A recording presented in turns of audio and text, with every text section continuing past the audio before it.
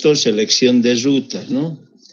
Entonces, les he comentado que tal vez no entienden fácilmente, entonces, se trata de que tú tienes el camino que va subiendo con pendiente, baja, y todo eso lo vuelve que el camino sea horizontal, por eso se llama longitud virtual, o sea, que esté completamente horizontal. ¿Y cómo se saca ese que sea horizontal? Castigando a los sectores donde hay pendiente mayor, o sea, donde hay pendiente, o sea, porque toda la longitud virtual es horizontal. Entonces, los que tienen pendiente se les va castigando. Con poca pendiente, poquito. Se les aumenta la longitud. O sea, dentro de esa ecuación que hemos visto ayer, ¿no ve? Entonces, es como si trazáramos un camino horizontalmente. Por eso llaman longitud virtual. Virtual es una cosa que imaginaria, no es real. Entonces, a partir de una longitud que tiene el camino, esa longitud es horizontal, por si acaso, siempre acuérdense, las longitudes, cuando uno mide en un plano 2 puntos, al medir 2 puntos está sacando la longitud horizontal, no está sacando longitudes inclinadas. Entonces, cuando uno tiene la longitud de una ruta, ¿no? Ahí ustedes están haciendo para 5 rutas. Entonces, esa longitud, a eso hay que aumentarle digamos, entre comillas, castigo de tener pendientes, de subida y de bajada. Y si tienes más pendiente de la que es la gobernadora, que se llama la pendiente gobernadora, entonces más todavía se incrementa. Como ayer al terminar la clase se dieron cuenta, había que incrementar los que tenían más de 9%, ¿no? Entonces, ese es el criterio de la longitud virtual. La que tenga menor longitud virtual es la ruta elegida, ¿no? Por ejemplo, esa parte, usted, si empezamos a revisar libros y cosas, casi no comentan de qué se trata esa longitud virtual, ¿no? De eso se trata, de volverlo horizontal todo. Y el que tenga menos longitud virtual se considera que esa sería la ruta más adecuada, ¿no? Bueno, ¿cuántos han entrado? 62. Miguel, buenas noches. Dime, buenas noches, Juan. Tengo una consulta respecto Con todo gusto. a las líneas. Si queremos mantener una misma cuota, ¿es válido hacer curvas, como nos muestra James Cárdenas en su texto? Ya. Fíjate, lo primero que estamos aprendiendo es que debemos pasar de una curva a la otra, ¿no ve? A la siguiente, no a 2 curvas, nada, a la siguiente curva. Esa es la forma de determinar las longitudes horizontales con pendiente. Es lo que hemos determinado con el arco, con el compás, digamos, ¿no? O sea, esa distancia es horizontal, pero está subiendo con una pendiente. Entonces, si tú mantienes en la misma curva, si bien no es, o sea, no hay ni, ¿cómo diríamos? Está en un terreno plano, o sea, se mantiene el mismo nivel. O sea, si estás en la misma cota haciendo, se mantiene en la misma, o sea, por decir algo, es casi horizontal. Entonces, se puede hacer, se hace eso. Lo que pasa es que nosotros estamos explicando la situación más crítica. Después de eso ya uno aprende que tienes que alinear también. O sea, cuando uno está haciendo esta de la selección de ruta, tú empiezas a hacer con el compás, vas subiendo con una pendiente determinada, pero llega un momento, digamos, donde tu trazo es bastante quebrado del camino, digamos, muy quebrado. Y si es muy quebrado, no puedes hacer el camino así, pues, demasiado quebrado. Tienes que buscar alinear, pero tratar de alinear dentro de los puntos donde tienes marcado, porque si te alejas de eso, en vano has hecho con el compás. Entonces se trata de alinear, pero eso es posterior. Primero lo que yo les he dicho, hace pasar de curva a curva. El segundo, ya que dice Juan Ernesto, se puede mantener en el mismo nivel, pero al mantener la misma curva, eso quiere decir que no estás subiendo, no estás bajando, porque generalmente si tienes un punto principal y el otro punto principal de origen y de llegada, se supone que deben estar a diferentes alturas, o sea, uno sube o tal vez baja la población o el punto, ¿no? Entonces, en ese caso, normalmente tienes que ir subiendo o bajando las curvas de nivel, ¿ya? ¿Listo, Juan Ernesto? Pero sí, se puede hacer mantenerte en la misma curva. Te puedes mantener en la misma curva, ¿ya? Imelda, a ver, me ha levantado la mano. Buenas noches, ingeniero. ¿Qué tal? Buenas noches. Tenía una consulta respecto a la tarea que nos dio el ejercicio. Sí. Nos dijo que tenemos que elegir la menor longitud virtual, ¿verdad? Para que sea la ruta óptima. Sí. En este caso, tenemos también que elegir la menor pendiente o principalmente tiene que ser la longitud. Ya. Medio tu parlante está medio, lo que has hablado ha estado medio distorsionado, pero te he entendido algo. O sea, fíjate, lo que normalmente se hace es primero encontrar la menor longitud. Ese es el criterio que se maneja. Y anoche, al terminar, también les decía que puede haber dos alternativas o tal vez tres que tengan casi la misma longitud virtual. O sea, casi la misma longitud virtual. O sea, ¿qué quiere decir eso? Que la diferencia entre uno y otro de la longitud virtual fuera 60 metros, hasta 100, 120 metros, digamos. No es mucho, 100 metros de diferencia con la otra alternativa.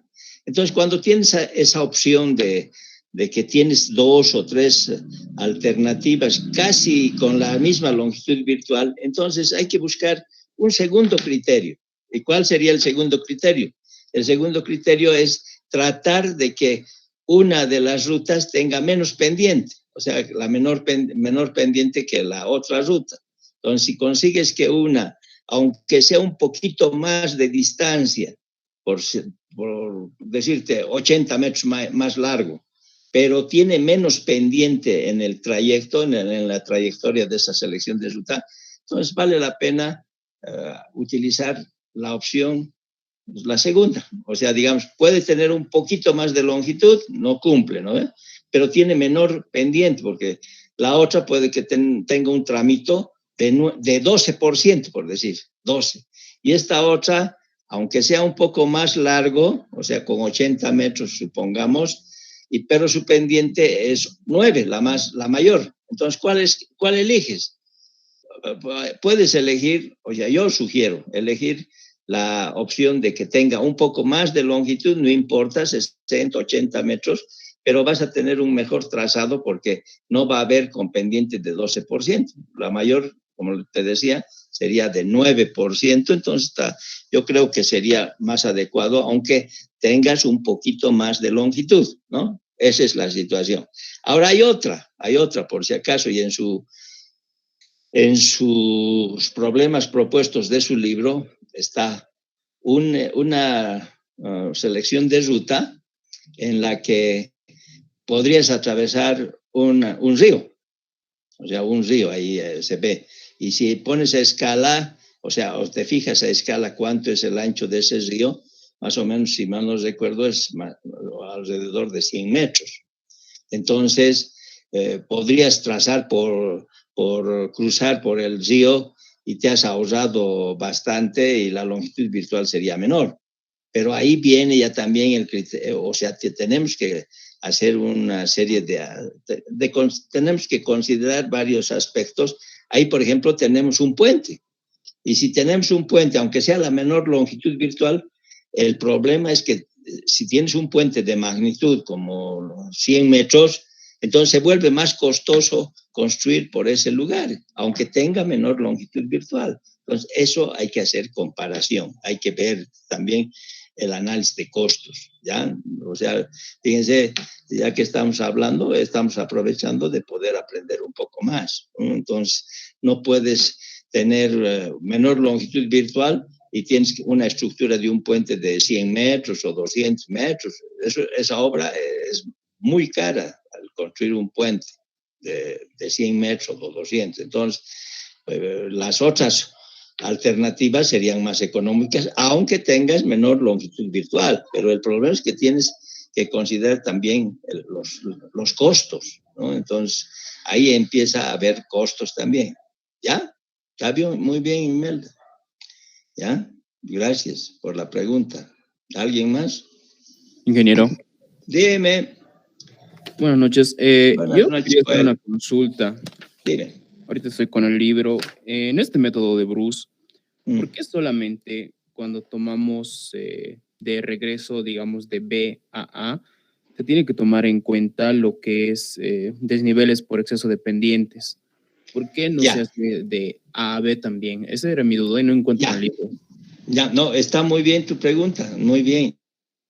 Lo que pasa es que, fíjate, en el ejercicio que hicimos, y tal vez en el que estás viendo, no hay exceso de pendientes cuando estás buscando solamente las pendientes, o sea, las pendientes positivas. O sea, has hecho con pendientes positivas y no hay exceso de pendiente. Entonces, no es necesario hacer.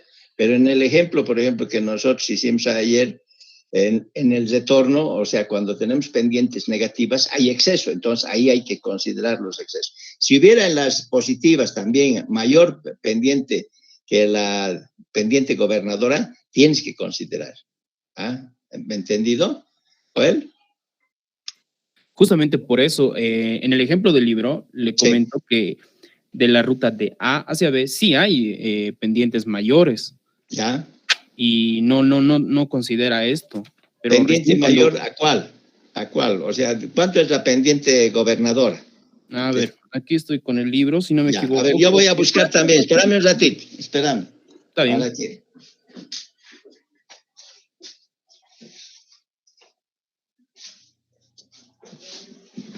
Ya. Listo. ¿En qué página está, más o menos?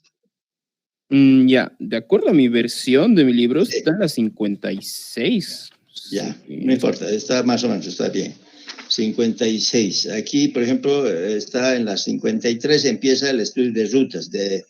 En el plano de la figura 2.3, dibujar escala, un estudio de las posibles rutas que unan los puntos A y B. ¿Esa es la que estás evaluando? Sí. Ahora, Ya. en la ruta 1, tramo Sí. de A mayúscula a A minúscula, vemos que tiene una pendiente ya mayor, o sea, de 5.1% y es mayor a 4. Ya, vamos a buscar ahí, vamos a ver, 50 equidistancia. No encuentro la pendiente que sea mayor, ¿no? Dice, a ver, ¿dónde está La esto? pendiente recién especifica en la siguiente hoja de atrás, dice que es 4% la gobernante. Ya he encontrado. La evaluación preliminar de las tres rutas se hará con base en la comparación de sus longitudes, desniveles y pendientes. ¿Bien? Para tal efecto, se supone que las vías a construir sobre estas rutas serán pavimentadas en concreto y que la pendiente recomendada es del 4. Pero ya después de haber calculado, porque digamos, o sea, tú puedes estar haciendo, tienes ahí el 5.1, a ver, veremos todo lo que va haciendo. Después tienes 3.3, negativos 2.7, 2.2, 4.2, aquí tienes uno, 8.5. El 8.5, entonces, ¿dónde está? 8.5, aquí está. En la ruta 3, 8.5 menos 0.04. En las contrapendientes, en la ruta 1 tiene 5.1 menos 0.04. ¿De acuerdo? O sea, está ahí, o sea, la ruta 1, 5.1 dice. O sea, hemos sacado, a ver, vamos a seguir viendo. 5.1.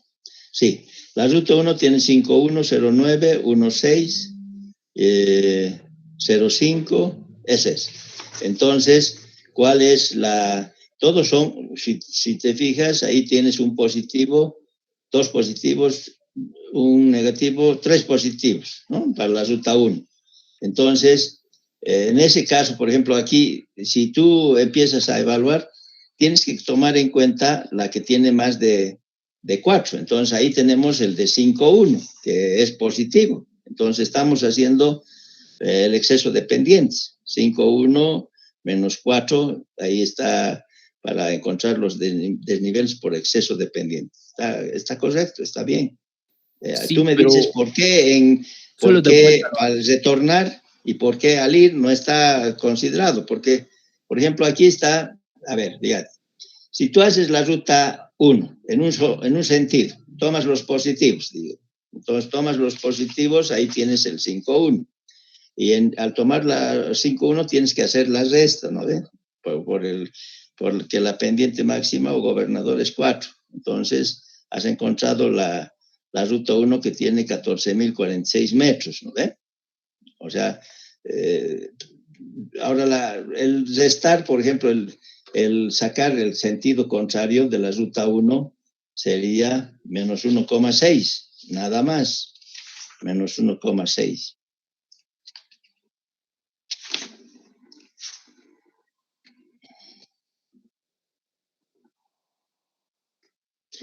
Espérame, aquí tenemos ruta 1, los desniveles, vas haciendo 175 más 15 más 200. 15 más 200.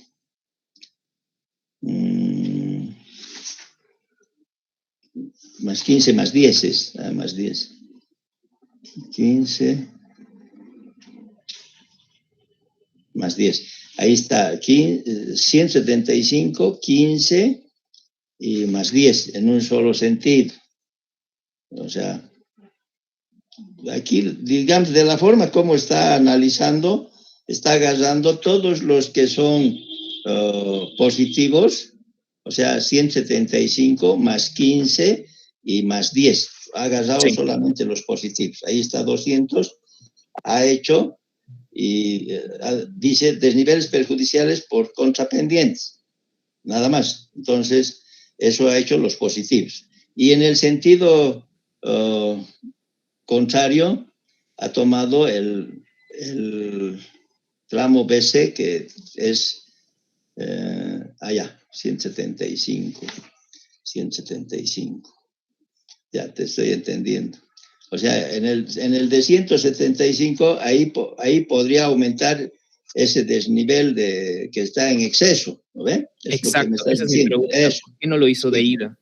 Sí, fíjate, habría que verificar, se puede utilizar tal vez así como está haciendo en el libro o ver como nosotros queremos hacer, o sea, digamos, agarramos los positivos y ahí colocas el exceso por pendiente y ya no pones en el negativo.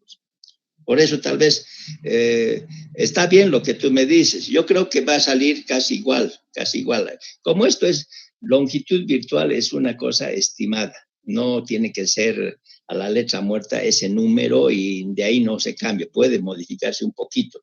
Y puede que nosotros tomemos en el pendiente, o sea, desniveles por exceso de pendiente para la ruta 1 al comienzo. Y después en el otro ya no tomamos en cuenta. ¿Ya? Ya. Está bien entonces, ingeniero. Sí, eso. Muy bien. Te agradezco. A ver, espérenme un ratito. Las 3 personas que me han comentado y me han hecho preguntas tienen un punto, ¿ya? Por favor, espérenme un ratito. ¿Quién era? Joel Rolando Miranda, el último. Miranda, espérenme. Está muy bien la pregunta. Miranda, Joel, ya. Un punto. Después teníamos a... ¿Quién era? A ver, dime, allá. Juan Ernesto de los Santos. Espérenme. Juan Ernesto de los Santos.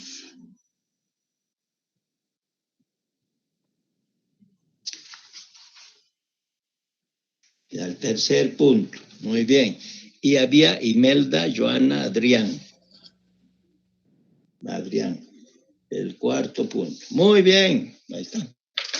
Correcto.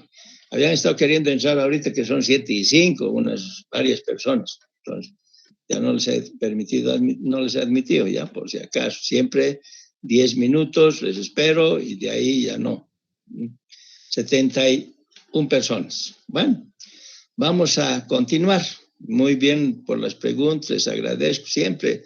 ¿Tienen dudas? Díganme con toda confianza que entre todos vamos a poder solucionar o nos vamos a equivocar todos, ¿no? Pero aquí, por ejemplo, la última pregunta que me ha hecho Joel estaba muy bien. O sea, no se toma en el otro sentido y ya ahí se aclara, ¿ya? O sea, depende del criterio que uno vaya adoptando. Bueno, vamos a continuar ahora ya al diseño geométrico de una vía. A ver, en alineamiento horizontal, acuérdense, siempre alineamiento horizontal vamos a ver al comienzo, nada más, no vamos a ver alineamiento vertical, ¿no? Y empezaré por la definición. Diseño geométrico, a ver, ¿qué es diseño geométrico? Es el ordenamiento de los elementos físicos, tales como alineamientos horizontales, alineamientos verticales, secciones transversales, que cumplan con normas y especificaciones técnicas para que la carretera sea cómoda, segura, económica. Bueno, eso es lo que yo sé de memoria y les he estado comentando ahorita, ¿no? Entonces, a lo que voy. Nosotros, cuando hablábamos del... Perdón que le interrumpa. Dime. No está compartiendo su pantalla. Ya. Lo que pasa es que algo está pasando. No, yo veo aquí a todos ustedes, pero no estoy presentando todavía. Estoy hablando nomás, pero no importa. Vamos a ponerle para compartir. Gracias. Vamos a... Ya. Entonces, les decía que cuando hablábamos del el plan global, en el plan global, yo les dije, ¿en qué consiste el alineamiento horizontal? Entonces, el alineamiento horizontal, me han contestado varias personas, o sea, ustedes me han contestado, me han dicho, consiste en rectas y en curvas. Entonces, yo les preguntaba qué tipo de curvas. La curva más común en carreteras en alineamiento horizontal son las curvas circulares simples. Alguien me decía, curva simple. No, le decía, ¿no ve? Es una curva circular simple. Después tenemos otro tipo de curva, la curva circular compuesta. Y después tenemos otro tipo que se usa en planta, en planimetría, en el diseño geométrico, que es las espirales de transición. Incluso hubo alguien que me dijo, pero se podría usar también las curvas inversas o invertidas. Correcto. Lo que pasa es que en nuestro libro ya no hay eso, ya no hay las curvas inversas o invertidas, porque ese tipo de curvas no es tan adecuado para las carreteras en el país, digamos, o sea, no es conveniente. Ahora, que se haya usado antes en Bolivia, se ha usado por economía, en terrenos montañosos, más que todo, ¿ya?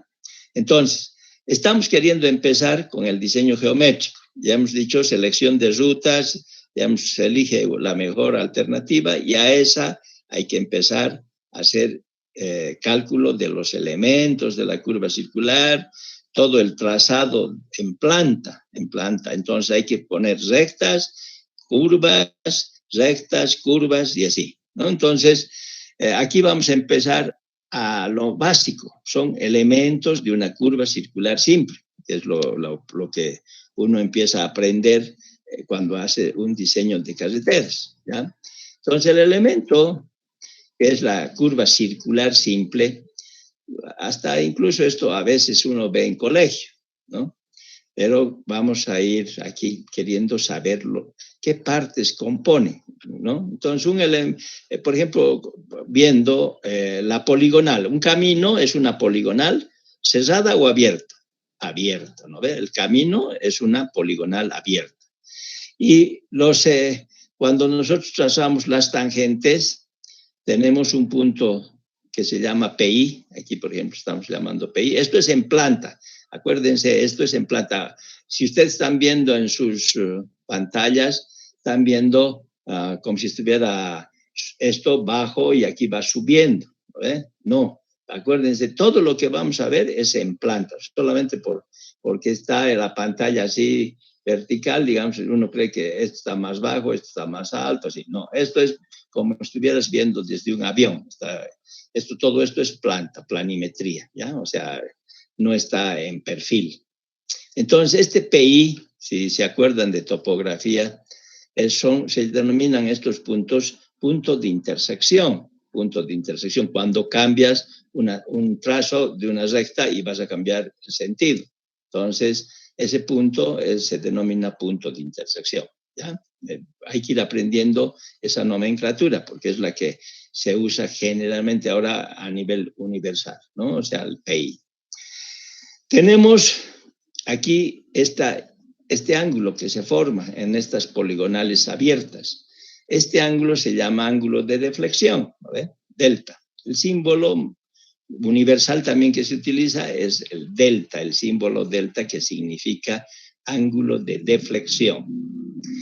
Luego tenemos desde el PI hasta este punto, tenemos una distancia. Esa distancia de PI hasta este punto que se llama PC, que PC es principio de la curva circular.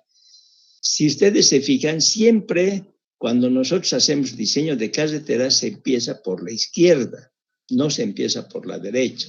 Entonces aquí, por ejemplo, esta es la izquierda y estoy empezando por la izquierda. Entonces, el sentido de las progresivas va de izquierda a derecha, ¿ya? El sentido de las progresivas, por convención, para poder entender y hacerlo fácil, ¿no? Porque yo podría empezar de la derecha hacia la izquierda y todo, pero para tener los planos, para hacer coherentemente, por convención, se parte de la izquierda hacia la derecha las progresivas. O sea, esta progresiva va a ser menor, con mi mouse estoy señalando, a esta otra, ¿no? Entonces, en esta tenemos menor progresiva, o abscisado también se llama, ¿no?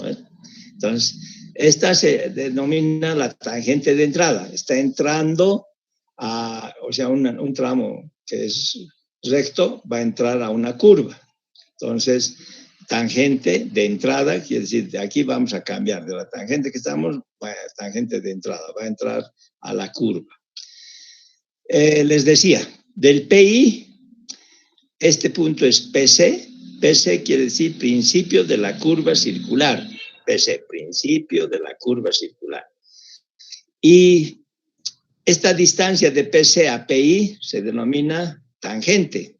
Aquí es T, el símbolo o la letra que usamos es T, ¿no?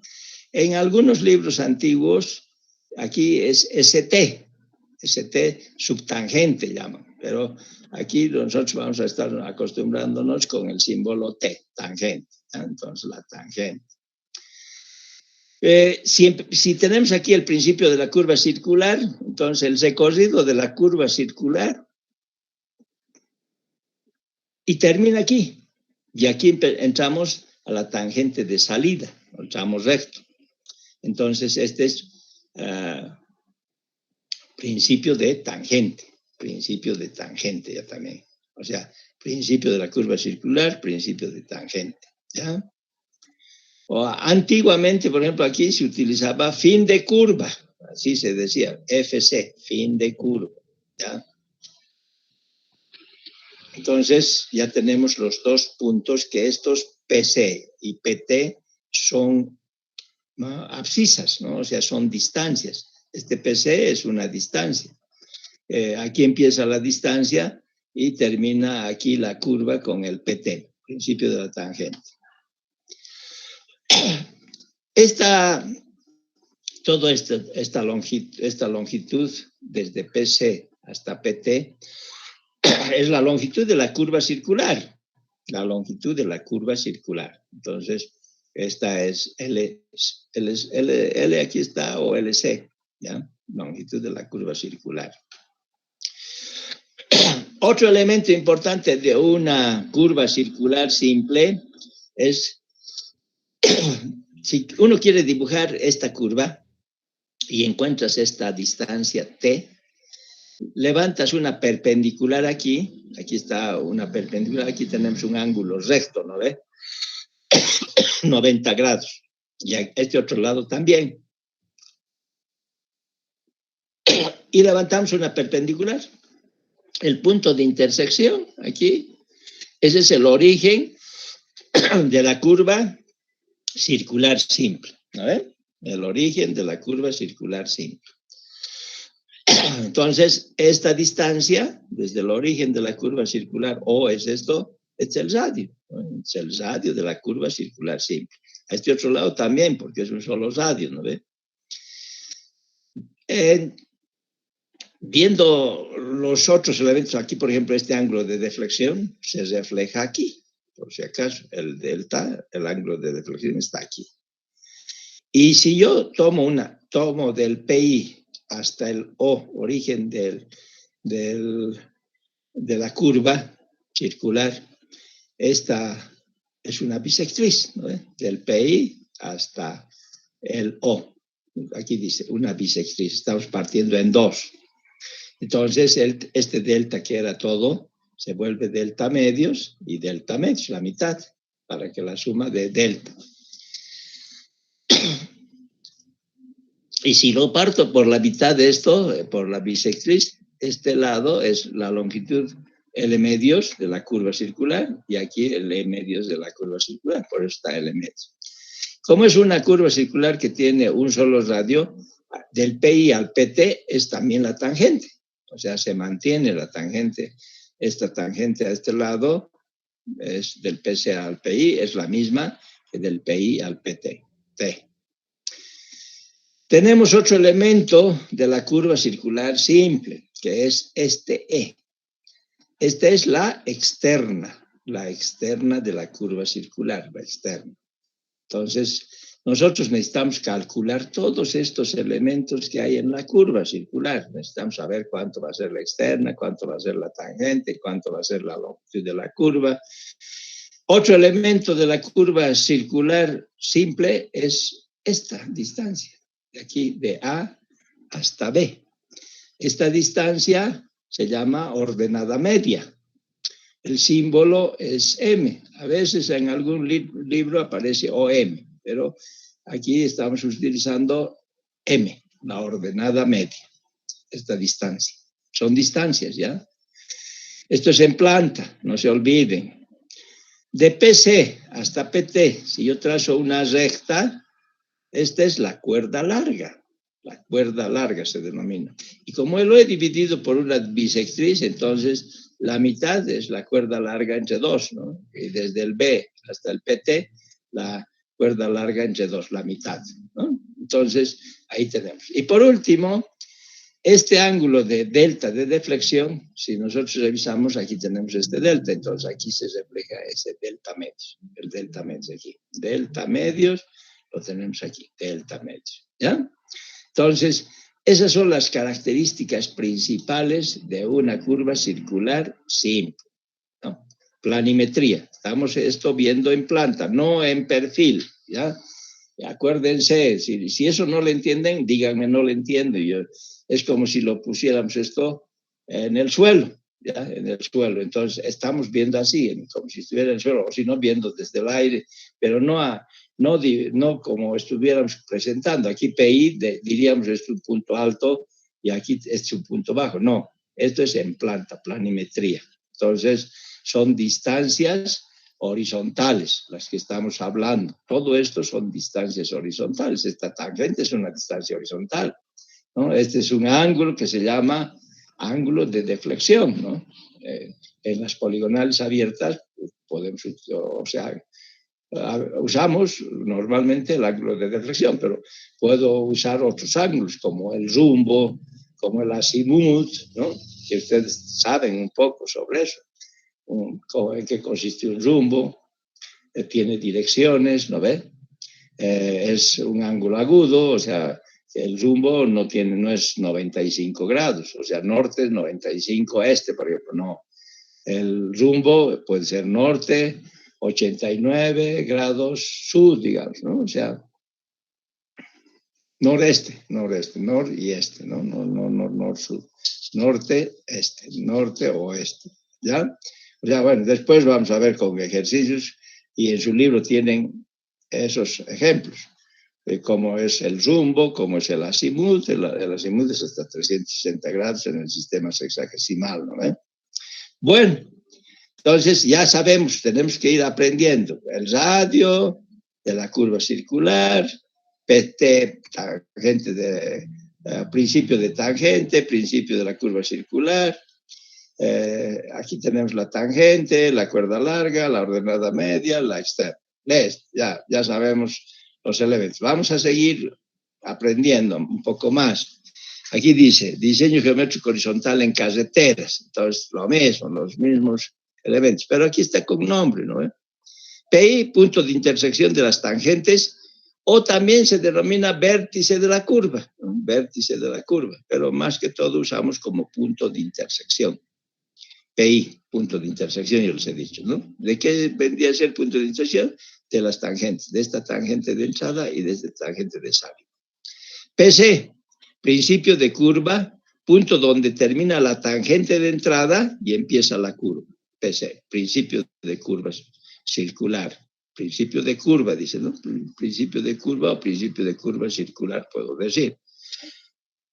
PT, este otro, PT, principio de tangente. Punto donde termina la curva, porque es en este sentido que se avanza, les he dicho, de izquierda a derecha. Eso es básico. Si uno cree que es de derecha a izquierda, está equivocado. ¿Y por qué? Les estoy diciendo por convención. Por convención se hace de izquierda hacia derecha, ¿ya? Entonces, PT es principio de tangente. Punto donde termina la curva, esta curva termina aquí, en ese punto, y empieza la tangente de salida. O es el centro de la curva circular, es el origen o el centro de la curva circular. Delta, ángulo de deflexión de las tangentes. Ángulo de deflexión principal, también se denomina. El ángulo de deflexión principal es este delta. Es igual al ángulo central subtendido por el arco PC-PT. O sea, dice, este ángulo es igual que el ángulo que está subtendido por el PC y el PT. Entonces, este ángulo es el mismo. Así está diciendo T también. Después tenemos R. R es el radio de la curva circular simple. Este R es el mismo, que es una sola curva circular, y es el radio de la curva circular. T, ahí tenemos T. La tangente o subtangente a veces, por eso les decía ST, subtangente, pero nosotros vamos a usar el símbolo tangente T. Distancia desde el PI al PC. Desde el PI, este es el PI al PC. O desde el PI al PT, ¿no? Es lo mismo. Ese se denomina tangente. Longitud L, esta longitud, la longitud de la curva circular. Distancia desde el PC al PT a lo largo del arco circular. O sea, este recorrido, esto es la distancia que se denomina la longitud de la curva circular, ¿ya? Después, o dice aquí, o de un polígono de cuerdas, o sea, podemos tener cuerdas así y vamos a un polígono, ¿no? O sea, y esa es la longitud de la curva. La cuerda larga, aquí hemos definido, aquí tenemos la cuerda larga del PC hasta el PT. La cuerda larga es distancia en línea recta desde el PC al PT. E se denomina externa. Distancia desde el PI al punto medio de la curva A. Al punto medio de la curva que es A aquí, ¿no? Entonces, esta distancia de PI hasta el punto medio de la curva es A. ¿Por qué? Porque estamos pasando, es la bisectriz, lo estamos partiendo en dos. Bueno, tenemos la siguiente.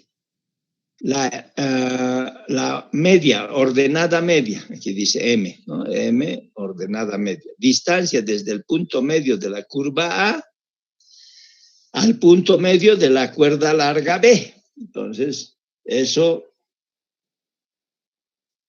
ahorita en mi celular me ha salido que va a empezar ya el partido, dice, bueno, pero no quiero yo ni ver ese partido.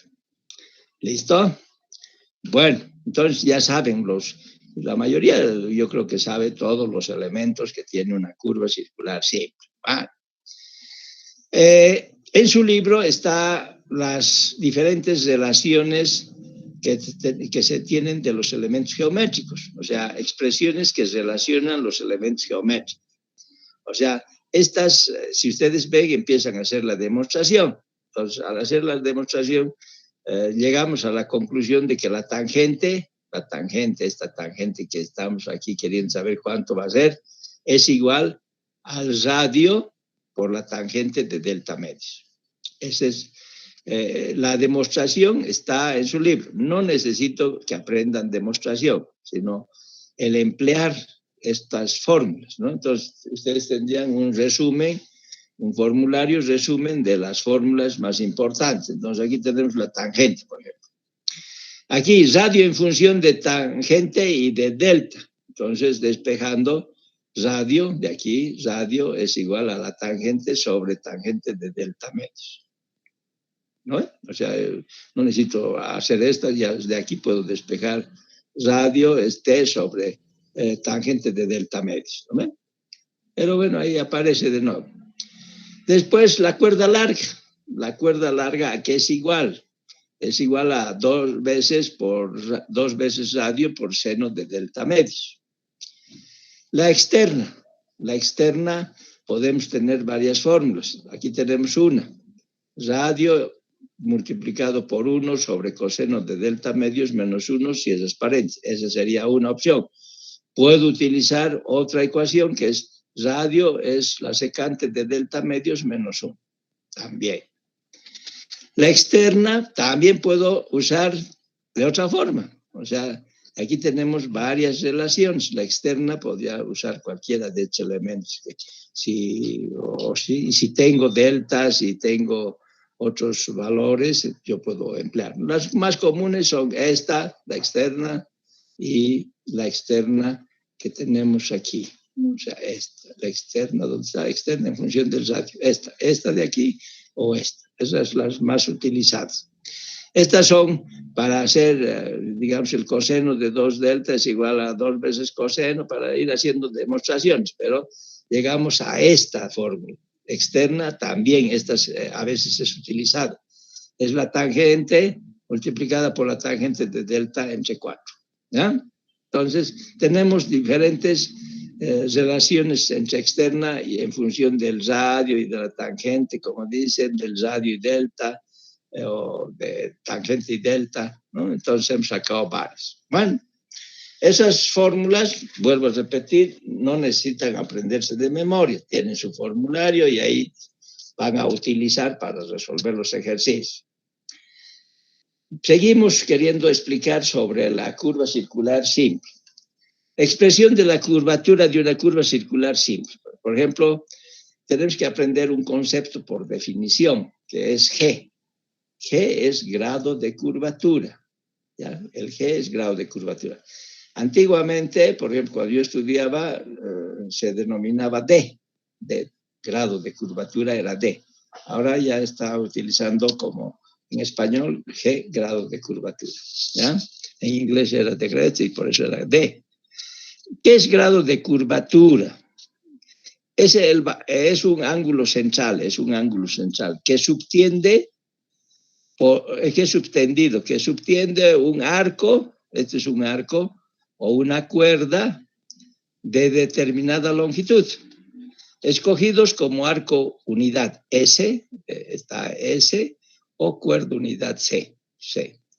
O sea, estos arco unidad o cuerda unidad tenemos de 5, de 10 o de 20 metros. ¿Ya? Los arcos unidad. Eso sirve para hacer deflexiones, para poder calcular los puntos de esta curva mediante deflexiones, o sea, deflectar.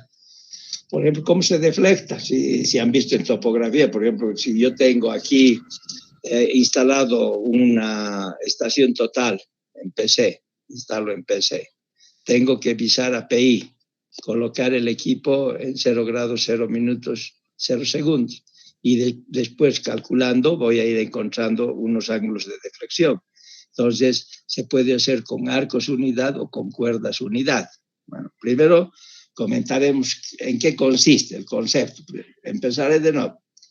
Grado de curvatura es una definición, por si acaso, el grado de curvatura. El grado de curvatura es un ángulo central que subtiende una cuerda o un arco unidad. Esa cuerda o arco unidad son de 5, 10 o 20 metros. Eso es lo que se utiliza en carreteras. Las cuerdas o arcos unidad son de 5, 10 o 20 metros. Bueno, tenemos dos sistemas para poder calcular este grado de curvatura en función del arco de la cuerda. Entonces se llama sistema arco-grado, uno, y el otro se llama sistema cuerda-grado. Entonces, primero veremos el sistema arco-grado, cómo se determina. A ver, tal vez se ve muy chiquito, le voy a aumentar un poco más. Esto. Entonces, el sistema arco-grado, tenemos ahí PC, principio de la curva, PT, y vamos a tomar un arco. Aquí tomo un arco. Un arco que la vamos a denominar S. Aquí arco unidad es S. En el libro no sé si está con A. Eso sí no me fijo bien. A veces pueden poner A aquí y C cuerda, o sea, cuerda. Aquí arco A. Pero también en inglés es S el arco, ¿ya? Entonces aquí está con S. Arco unidad S o cuerda unidad C. Entonces vamos. Queremos ver cómo puedo relacionar este grado de curvatura, que es por definición, hemos dicho grado de curvatura es el ángulo central que subtiende un arco o cuerda unidad, ¿no? Entonces, aquí, ¿qué pasa? Quiero utilizar el sistema arco-grado. Entonces, si voy a utilizar el sistema arco-grado, este es un arquito, ¿no? Es un arco, que lo vamos a denominar S. ¿Cómo relaciono esto con respecto al grado de curvatura? Entonces, primero trazo este es el punto de origen de la curva circular, ¿no ves? Es el radio. Entonces, este es la curva, pero agarro un tramo de esa curva y que es el arco unidad, o sea, un arco, digamos. Aquí vamos a agarrar un arco, no sabemos la distancia, nada. Ya, un arco, ese.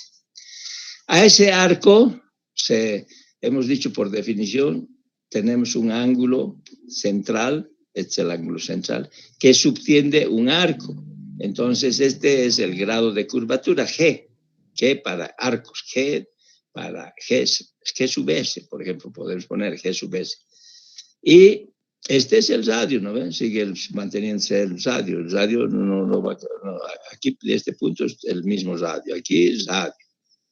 Y tenemos este delta que hemos usado, aquí está el delta, ¿no? Tenemos aquí el delta. Pero este angulito que está para este arquito, esto es G. G sub S. G sub S porque estoy viendo para un arco. Entonces, el grado de curvatura para un arco es G sub S. Está teniendo su nomenclatura, ¿no? G sub S.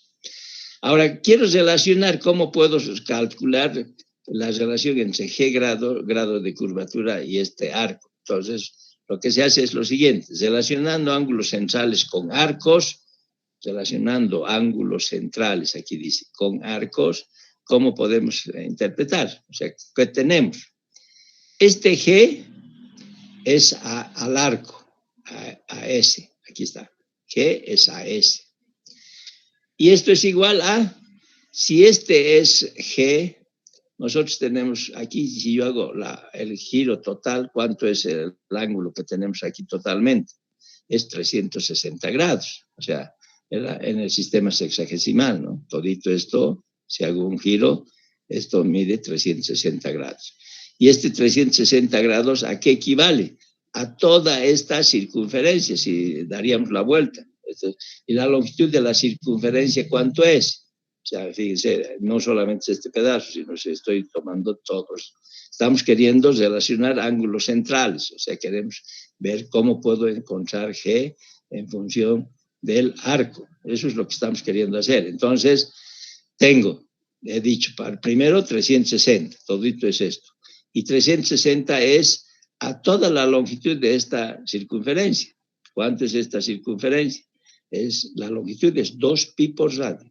La longitud de toda la circunferencia es 2pi por radio. Entonces, de esta relación de ángulos centrales con arcos, podemos despejar G, que es sub S, que es para el sistema arco-grado, por eso es S, es igual 360 entre 2, 180. Este S pasa al otro lado a multiplicar, que es el arco, ¿no ve? Dividido entre pi por radio. Entonces aquí tengo una fórmula general. Esta es la fórmula general donde relaciono el grado de curvatura con el arco. Ahora, si yo tengo un arco, bueno, aquí está cambiando. Quiere despejar radio ya también y G lo pasa abajo. Bueno, no hay problema. Pero yo puedo que, aquí vamos a ver si saca, ya. ¿Qué es lo que se puede hacer si yo quiero relacionar G con el arco? Aquí puedo poner el arco de 20 metros, si es el arco unidad, 20 metros, 20 por 180 sobre pi, y tengo una fórmula que está en su libro, 1145 sobre R. Es más o menos 180 por 20 sobre 314, 16, 1114, de lo que me acuerdo en mi memoria, ¿no? Sobre radio. Eso puedo relacionar así, G en función del radio. O sea, puedo relacionar grado de curvatura con radio. Porque este S, hemos dicho que es el arco. Y si yo le pongo arco unidad de 20 metros, entonces hago la multiplicación. Si yo voy a usar arcos de 10 metros, hago las operaciones y tengo otra fórmula. Y si voy a utilizar arcos de 5 metros, tengo otra fórmula, ¿no? Aquí lo único que hace es cambiar. El radio pasa al otro término y el G abajo. Entonces se puede sacar también, se puede determinar el radio si yo tengo G, grado de curvatura. Bueno. Pero lo interesante de este sistema arco-grado, porque estamos viendo en el sistema arco-grado, lo interesante y lo que aquí nos interesa bastante es poder determinar cuánto es la longitud de esta curva circular en el sistema arco-grado, que vendría a ser esta, ¿no? L, la longitud de la curva sobre delta. O sea, si vemos, esto es L y todo esto es delta. Igual al arco y sobre G. El arco sobre G. De aquí despejo, L es S por delta. Aquí delta paso a multiplicar sobre G. En vez de G, pongo 180 por S sobre pi por radio. Y los despejo y lo transformo. Y quedo con esto. Esta es la longitud de la curva circular si utilizo en el sistema arco. Pi por radio por delta sobre 180. O sea, si quiero encontrar cuánto es esta longitud de esta curva circular, aquí me está dando en el sistema arco-grado. Esto es despejando aquí en el sistema arco-grado, pi por radio por delta. ¿Ya? Esto lo pueden corroborar en el libro. Pueden ir viendo cuáles son las fórmulas que se utilizan para el sistema arco-grado. Entonces, esta es la fórmula que se utiliza. ¿Ya? Si una de las fórmulas, porque aquí, por ejemplo, la longitud de esta es el arco por el delta sobre el grado de curvatura también, ¿no? O sea, por si acaso, no es que esta es la única. Esta es la que más empleamos cuando queremos calcular la longitud en el sistema arco-grado. Entonces, pi por radio por delta sobre 180. Esta es la otra fórmula importante. Bueno, en el otro sistema, vamos a utilizar sistema cuerda-grado. En el sistema cuerda-grado igual, tenemos una cuerda y esta cuerda lo vamos a partir en dos, C medios y C medios. Entonces aquí se nos forma, todo esto es el grado de curvatura, ¿no? Para toda la cuerda. Pero quiero calcular, quiero ver cuánto sería la relación entre el grado de curvatura y el radio y esta cuerda. Entonces lo divido entre dos, lo parto para tener un ángulo recto aquí, un triángulo, y de esa forma aquí tengo la cuerda entre dos, aquí a la otra parte es la cuerda entre dos, y el grado de curvatura que es para todo, tengo G medios y G medios aquí, ¿no? Pero en el sistema cuerda, G sub C ya también está utilizando. Aquí se usaba G sub S, ¿no? Con arco. Aquí se por el sistema cuerda-grado, otra forma de encontrar. Y en su libro hay esta comparación. Se hace por el sistema arco, se puede hacer por el sistema cuerda, y hay unas pequeñas diferencias, por si acaso. Entonces, aquí es lo mismo, el mismo criterio. Aquí tenemos el delta, el ángulo de deflexión, que es este delta, aquí está reflejado, es el radio, PC, PT. En uno de los dos triángulos formados, hemos dicho que lo partimos entre dos, porque la cuerda es todito esto, pero vamos a usar cuerda entre dos, la mitad, para tener un ángulo recto. Entonces, tengo un triángulo. Por lo tanto, ¿a qué es igual en este triángulo? Aquí tengo, esta es la hipotenusa. Entonces, seno de G medios, aquí tengo G medios, ¿no ve? Es la cuerda entre dos sobre el radio. Entonces, aquí tengo esta relación. Seno, vuelvo a repetir, seno de G medios es, o sea, la mitad, ¿no? Hemos dicho, vamos, la cuerda es todito esto, pero lo estamos partiendo en dos para tener un ángulo recto de un triángulo. Entonces, por eso el seno de G medios es la cuerda entre dos sobre la hipotenusa, aquí el radio, que es R. De aquí puedo despejar G. G viene a ser 2 veces arcoseno, la cuerda sobre 2 radios. Entonces, si yo quiero relacionar en el sistema cuerda-grado, voy a tener esta fórmula. Grado de curvatura para cuerdas es igual a 2 veces arcoseno de la cuerda sobre 2 veces el radio. Este es el radio, ¿lo ven? De aquí puedo despejar también el radio. Quiero despejar radio, viene a ser la cuerda entre 2 sobre seno del grado de curvatura por el sistema cuerdas entre 2, por si acaso. Entonces, aquí tenemos las dos relaciones. Y también podemos determinar cuánto es la longitud de la curva en el sistema cuerda. Entonces, la longitud de la curva es esta longitud, viene a ser a este delta. Aquí está, la longitud es a delta. Como esta cuerdita es a G medios. De aquí despejo LC, o sea, la longitud de la curva en el sistema cuerda es la cuerda por el delta sobre G. Entonces, aquí tengo la otra fórmula, ¿ya? Resumen.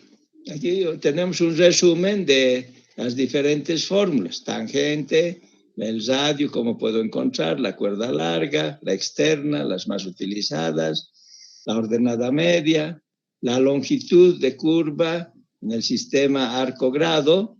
Si tomo 20 metros, entonces aquí tengo que poner 20 metros y determino el grado de curvatura para arcos de 20 metros. Si quiero encontrar la longitud, puedo encontrar para diferentes valores de arcos aquí. La longitud para arcos de 20 metros está dado por esta fórmula. En el sistema cuerda-grado, las cuerdas pueden ser de 5, 10 o 20. Entonces, el grado de curvatura está dado por esta fórmula y aquí vamos poniendo de 5, de 10 o de 20. La longitud de la curva, aquí la cuerda cuánto vamos a tener por el delta sobre el grado de curvatura y nos da la longitud de la curva en el sistema cuerda. ¿No? Entonces ahí está, de nuevo repite el punto de intersección, el principio de curva, principio de tangente, todos los elementos de la curva. ¿Ya? Vamos aquí resumiendo, de nuevo seguimos con lo mismo. Bueno, esto voy a saltar, esta partecita. Esto es deflexión de curvas, o sea, cómo vamos a ir encontrando las curvas para deflectar, ¿ya? Esto me voy a saltar todavía. Y bueno, podemos explicar esto para hoy. Vamos a disminuir un poquito para... Listo. Un poco quiero que, si bien todavía esto no conocemos mucho, pero que nos sirva de referencia. Ustedes tienen en su Classroom esto, ¿no? Les he puesto. características geométricas de las carreteras en general, ¿ya? Aquí tenemos concepto, tipo de carretera. O sea, se puede decir, esta es carretera A, B, C, D, E. Ya, esa es la forma de indicar aquí, pero no nos interesa tanto esas letras. Nos interesa más que todo cuáles son las características geométricas de las carreteras. Entonces, tenemos el primero, TPDA, de proyecto, o sea, es para el final del periodo de diseño, que necesitamos saber cuántos vehículos por día pasarían, ¿no? O sea, de proyecto es, o sea, digamos, de aquí a 10 años o de aquí a 20 años. Ese se encuentra el TPDA de proyecto. En ingeniería de tráfico esto se busca, como cuánto es. Supongamos que tenemos hasta 100 vehículos por día en ambos sentidos. Eso quiere decir TPDA, tránsito promedio diario, esto es por día, en función del año hacen, y esto es en ambos sentidos. Entonces, si un camino, una carretera, en un futuro vamos a diseñar hasta 100 vehículos por día, estas serían las características geométricas de esa vía. No necesitamos hacer una autopista. Si tenemos 100 vehículos al final del periodo de diseño, que es poquito, pues en ambos sentidos todavía, no sé si se dan cuenta. Tengo esos caminos vecinales a Independencia, lugares alejados a Morochata, Arque, en lugares ya más alejados, a veces no llegan ni a 30 por día. O sea, pero estamos hablando de proyecto, TPDA del futuro, que supongamos que para 15 años yo hago un diseño de una carretera y al final de ese periodo apenas está llegando a 80 vehículos por día a ambos sentidos, ¿no? En ambos sentidos es el TPDA, o sea, de ida y de vuelta, eso se considera. Aquí no dice mucho, dice vehículos día nomás, pero se sobreentiende que los TPDAs es en ambos sentidos. Bueno, si tenemos el terreno montañoso, es esta partecita montañoso que estaría más oscuro. Si tenemos en lomerío, sería esta otra. Y si tenemos plano, sería esta de aquí. Entonces, nos está dando idea de cuánto debo poner de velocidad de proyecto, por si acaso, y las dimensiones de todo lo que es el camino. Entonces, si tengo, fíjense, velocidad de proyecto, siempre les he dicho, el mínimo aconsejable como mínimo para un camino donde apenas hay hasta 100 vehículos por día en el futuro, o sea, en 10 años, 15 años, en el periodo de proyecto, al final del periodo de proyecto es este valor. Si es montañoso, digamos, dice, se sugiere, aquí son sus recomendaciones de las normas, la velocidad de proyecto debería estar entre 30 y 40, si es montañoso. Eso es lo que se usa. Si estamos en un terreno en lomerío, dice, puede usarse 40, 50, 60. Aquí está, para esta partecita, 40, 50, 60 kilómetros por hora. Si estoy en un terreno plano y tengo menos de 100 vehículos en el futuro para esa vía, puedo tener la velocidad de proyecto de 50, 60, 70, hasta ahí. Eso es un poquito, te da idea. Estos son, todo lo que está aquí, esto anotado, son como normas y te dan las características geométricas. Aquí dice características geométricas. Entonces, si tenemos más cantidad de vehículos, digamos, en el futuro, o sea, para el TPDA de proyecto, el proyecto quiere decir de futuro, no en la época actual. Por ejemplo, el TPDA, yo podría decir, en la Blanco Galindo actualmente tengo 40,000 vehículos día en ambos sentidos. Entonces, ¿dónde entraría? Debería entrar por aquí, más de 3,000. Entonces, ¿qué es lo que dice aquí? Por ejemplo, para hacer, pongamos que en la Blanco Galindo cuando se ha hecho había más de 3,000 vehículos, entonces dice, debería usarse una carretera de dos calzadas, que tenga 2 carriles por sentido y 7 metros. O sea, está dándote idea. De aquí, en base a los volúmenes, te está diciendo cuánto debe usar. Por ejemplo, aquí usarías 4 carriles ya también, 2 de 7 metros.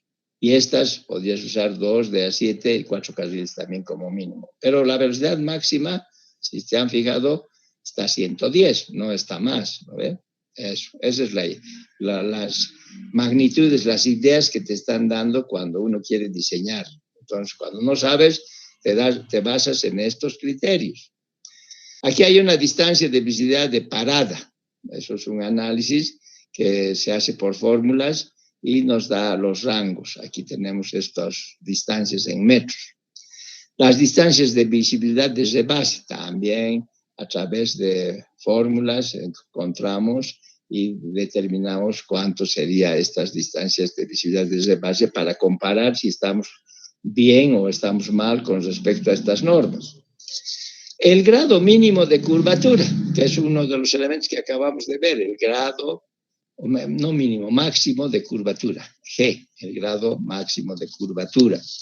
Entonces, cuando tenemos vías muy de baja velocidad, por ejemplo, y características de diseño pobre, el grado de curvatura es grande, 60 grados. Fíjense, para 30, 60 grados. Pero cuando tengo velocidades altas de 110, el grado de curvatura es 2,8. O sea, uno cuando ve grado de curvatura G 40, digamos, grados, entonces uno ya sabe que 40 grados está, por ejemplo, aquí 30, aquí tenemos 60. Entonces, entre 30 y 40 kilómetros por hora sería su velocidad de proyecto. Su radio, vamos a ir viendo aquí cuántos es, o su longitud. Longitud mínima de las curvas, por ejemplo, aquí te está dando como referencia cuánto debe ser la longitud mínima de las curvas de acuerdo a estas condiciones. Otro elemento importante de un diseño de carretera son las curvas verticales. O sea, cresta es convexas o crestas, y columbio cóncavas. Esto columbio es cóncava y esto es convexa, cresta. Entonces, para poder, esto todavía no saben, más adelante cuando veamos para el segundo examen parcial, vamos a ver el alineamiento vertical, y ahí vamos a ver que las curvas verticales se pueden calcular por K, metro por porcentaje. Entonces, aquí tenemos unos valores que nos dicen, dependiendo de cuál es la velocidad de proyecto, etcétera, y grado de curvatura, cuánto es, te está diciendo cuánto sería el K de las curvas verticales. Entonces, esta es explicación de ese sector, ¿no? Por ejemplo, una curva vertical con K de 4 es cuando tenemos velocidades de proyecto bajas. Pero si el K es alta, 72, por ejemplo, es para velocidades altas, 110, ¿no? O sea, eso es poco a poco que vamos a ir aprendiendo, ¿ya? O sea, esto más que todo se los estoy lanzando para que tengan idea cómo se hacen los diseños en carreteras, ya considerando las características geométricas de las vías, ¿no? O sea, no es que si tú tienes un camino y agarras y dices, bueno, voy a manejar 100 kilómetros por hora, o sea, para hacer una velocidad de proyecto de 100, aquí dice, ¿no? De 30 a 70, de 70. Aquí hay una de 100, por ejemplo, aquí. Puedo manejar esta de 100 o esta de 100. Ya, pongamos que manejo esta de 100. ¿Qué pasa? Que para poder hacer esta, necesitamos que tengas una cantidad de 500 a 1500 vehículos por día al final del periodo de diseño.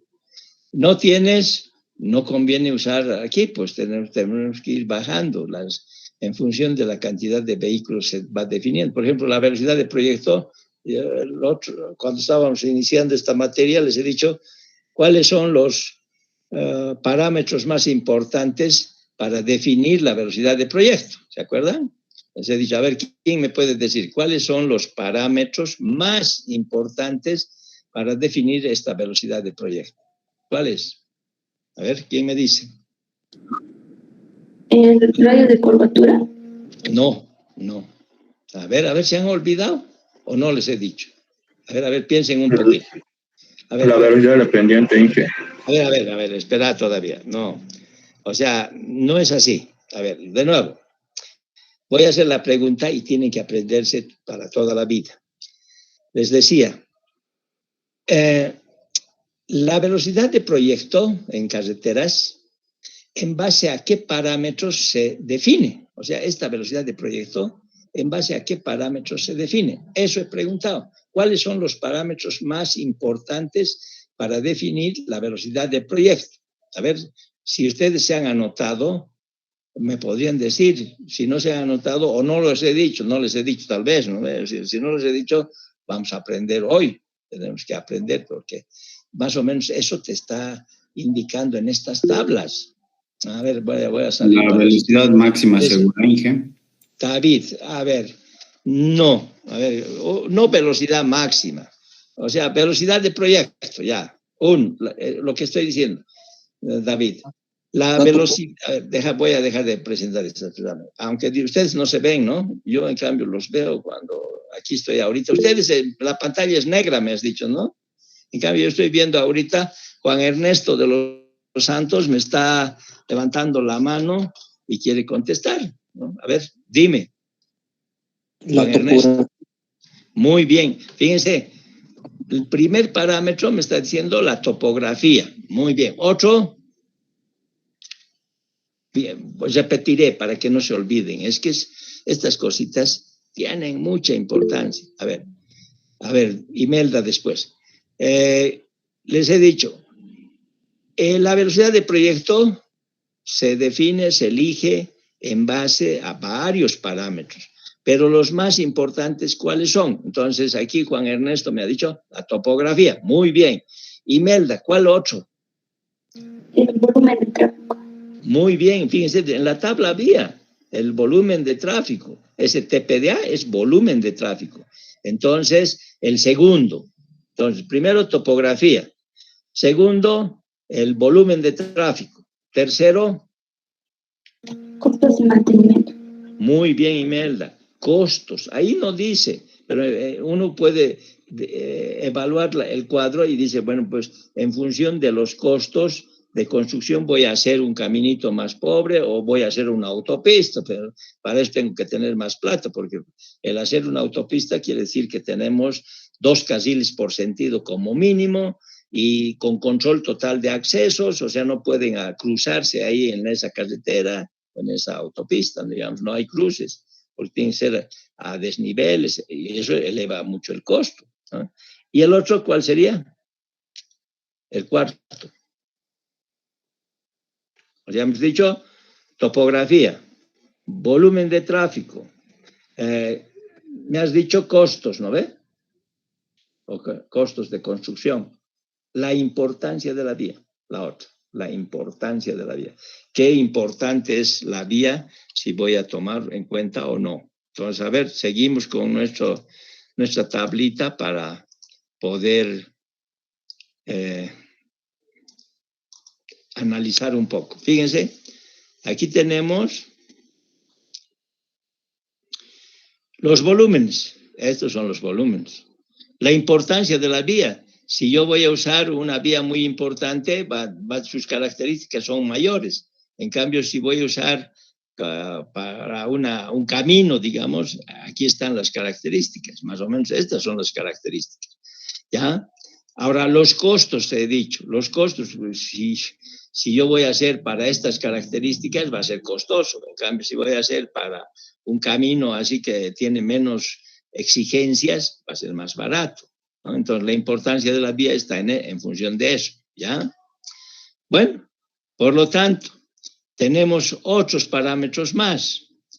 La longitud mínima de las curvas. Como mínimo, la longitud para una velocidad de 30 kilómetros por hora es 20, mínimo. Y de ahí vamos viendo, podemos tener idea de las magnitudes.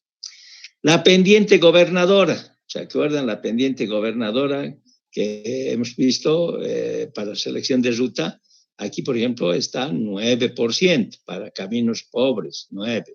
Después va bajando, 7%.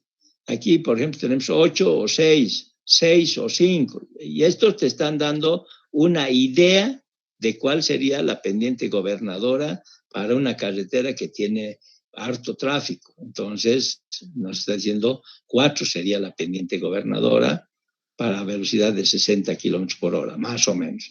Pero la pendiente máxima, ¿no? Me estaban comentando, la pendiente influye, sí, influye la pendiente, pero es el tipo de terreno más que todo la influencia. Aquí está terreno, montañoso, lomerío, plano. La pendiente máxima, para hacer en carreteras, yo les dije, puedes llegar hasta 14, pero aquí en estas normas se está usando 13, la pendiente máxima. Después va bajando, no va a seguir subiendo. El camino más pobrecito, 13% de la pendiente máxima. De ahí hay que ir bajando, 10, 7, en otro, de 100 a 500 vehículos por día para terreno montañoso, la pendiente máxima, 12 ya disminuye un poquito. Tenemos más tráfico para terreno montañoso, sigue bajando a 8. Si tenemos más, 7, 6. Pese a esto, fíjense, nosotros en la carretera Cochabamba-Santa Cruz, que es una vía que tiene harto tráfico, pero estamos en un terreno montañoso, deberíamos tener aquí, como las normas dicen, la pendiente máxima normalmente hasta 7 se acepta, ¿no? 7%. Esa es la pendiente máxima. Pero, ¿qué ocurre? Nosotros en ese tipo de carreteras nos salimos de la norma y lo ponemos aquí 9, digamos, ¿no? O sea, en algunos trámites por economía nos salimos de la norma. Pero si podemos quedarnos en las normas, aquí están las recomendaciones de esta norma que está aquí anotado, ¿no? De esta tabla. Aquí hay otras características. Por ejemplo, cuando tenemos velocidades más altas y mayor cantidad de vehículos, el ancho de la calzada, o sea, la calzada es un carril y el otro carril, ¿no? 2 sentidos, o sea, 2 carriles, 3,5 más 3,5, 7 metros, 7 metros. El ancho de la calzada, 7 metros. Cuando va disminuyendo los volúmenes de tráfico, las características, va bajando un poco, 6 metros, o sea, 3 y 3, 6 metros la calzada. Pero aquí esta es la norma que no me gusta de esta parte de la tabla. Aquí dice el ancho de la calzada, 4 metros. 4 metros es el ancho de un camión, es 2,50. Para que se crucen con otro camión, 2,50 más 2,50, debería ser 5 por lo menos. Pero hace años, habían puesto esta norma de 4 metros, pero no estoy de acuerdo, por si acaso. Aquí debería ser mínimo 5. Y apenas se van cruzando, pero en Bolivia se hizo así. Muchos caminos de montaña, así que no tienen mucho tráfico, se hizo con 4, pero son peligrosos, ¿no ve? Nosotros cuando diseñamos una carretera, ¿qué queremos? Que sea segura, ¿no ve? Que sea cómoda, que sea económica dentro de lo aceptable. Entonces, no conviene poner de 4. Eso debería ser 5. El ancho de la corona también 5 metros. Tenemos aquí, las dimensiones van cambiando un poco, te sirven de idea. Por ejemplo, ancho de acotamientos. Acotamientos son las bermas. En caminos así, donde hay hasta 100 vehículos, que por economía no ponemos bermas, no hacemos sin bermas. Cuando ya quiero poner bermas, el mínimo es 0,5. Aquí está diciendo. O no ponemos, no hay de 0,30.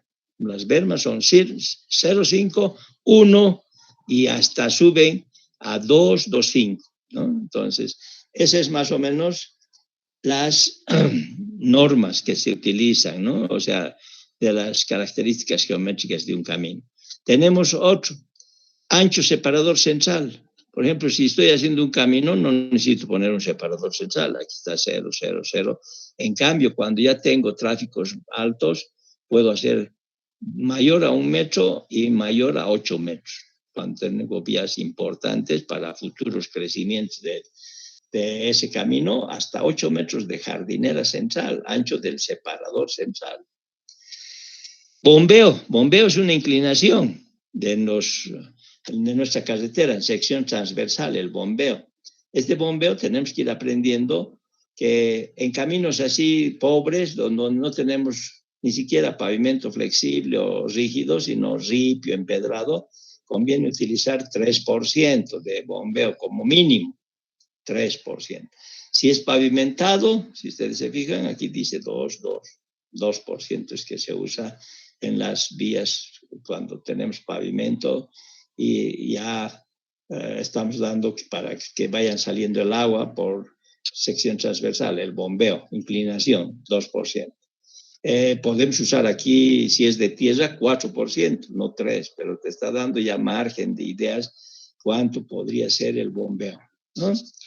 Sobreelevación. La sobreelevación, vamos a ver, es la inclinación máxima en las curvas. ¿Cuánto podemos inclinar la curva del camino? Esa es la sobreelevación máxima. El máximo es 12, pero aquí está utilizando 10% como sobreelevación máxima, ¿ya?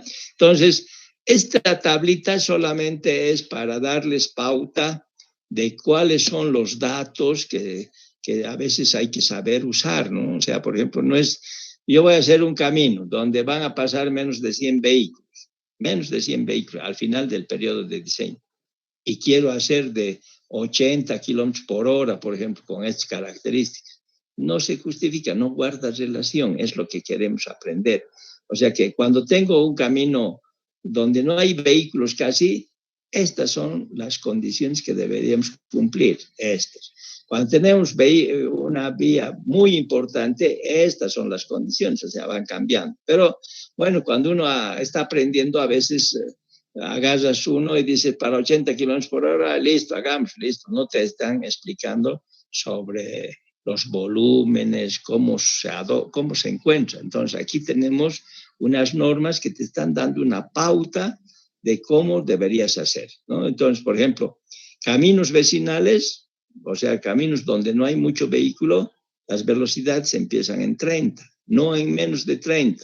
Si ustedes ven muchas carreteras en el país o muchos caminos en el país, hay de 20 en terrenos montañosos, de 20 kilómetros por hora. Y lo que yo les aconsejo que cuando hagan algún diseño, el mínimo sea 30, el mínimo de velocidad de proyecto sea 30, ¿ya? Y por ende, el radio va a ser 30 metros aproximadamente, el radio, 30 metros para esas condiciones, para tener idea de la magnitud, ¿ya? Bueno, ahí quedaremos. Yo creo, está más o menos, yo creo que han estado atentos, hemos estado tratando de ver, pero ustedes analicen y si tienen dudas de estas normas o qué es lo que, si es que pueden entender un poco más. Ahorita esa tabla que les he dado es para que tengan ustedes un poco de idea de cómo se hacen los diseños de carreteras, ¿no? O sea, normalmente uno agarra y dice, bueno, hazme con 80 kilómetros y de velocidad de proyecto y un carril de ida y un carril de vuelta y toma un ancho, o sea, el ancho de calzada adoptado. Ni siquiera te dicen cuánto ancho de calzada. Entonces, cuando tenemos velocidades altas, el ancho de calzada tiene que ser ahí, si se fijan, es 7 metros. En cambio, si tengo velocidades bajas, o sea, 30 kilómetros por hora, el ancho de la calzada recomendado por mí sería 6 metros. 6 metros es lo ideal. O si no, el mínimo 5. Y no como está en la norma, 4 ahí. ¿Lo ven? ¿Listo?